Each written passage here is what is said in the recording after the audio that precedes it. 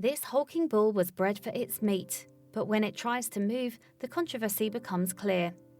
The farmer had bred Belgian blue cattle for a while, but even to him, they still looked striking.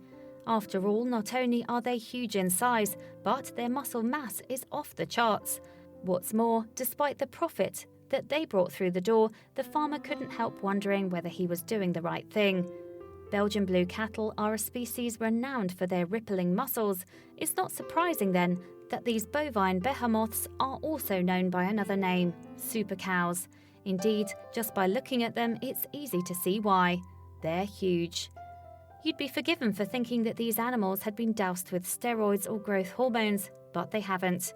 They're actually the result of a selective breeding process that dates back half a century, and the cows all share a genetic condition called hyperplasia. The cattle, in fact, have a mutilated myostatin gene, which usually restricts muscle growth. However, in hyperplasia sufferers, the gene doesn't function properly. As a result, calves born with the condition have double the amount of muscle fibers and very little body fat. Hyperplasia isn't a modern phenomenon either. The first recorded case dates back to 1808. Since then, the condition has been purposefully bred into Belgian cattle, crossbred with UK Shorthorns. But this double muscling is a relatively modern practice that started propelling in the 1950s. The man responsible for this phenomenon was Professor Roger Hansett, who was an employee at the Artificial Insemination Centre at the time.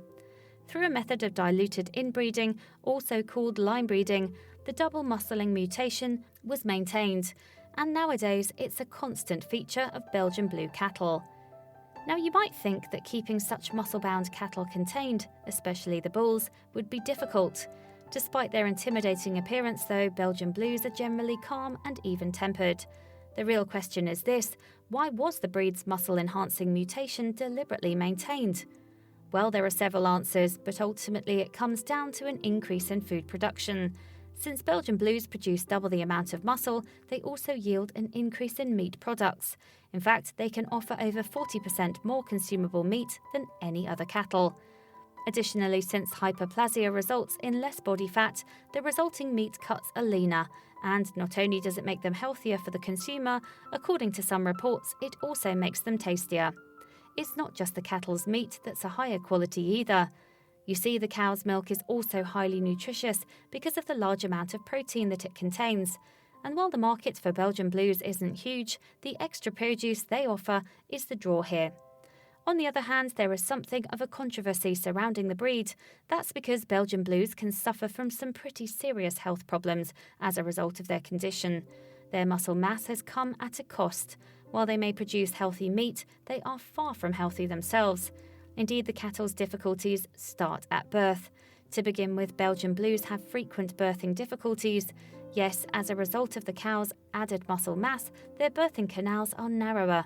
But this problem becomes even more pronounced when you consider the comparative size of their calves, which are born huge.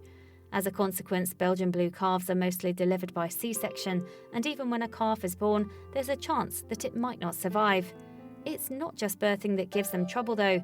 Inbreeding has led to several health issues too. One such increase is a swollen tongue.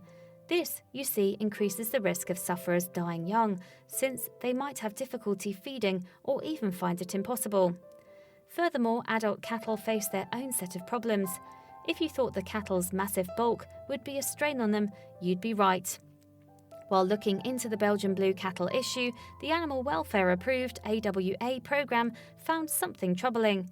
Some specimens it witnessed were so over-muscled that they could barely move. Even if we look at healthy Belgian blue animals, they tend to shuffle rather than walk. The AWA's audit explained. On one farm, they had a crossbreeding programme.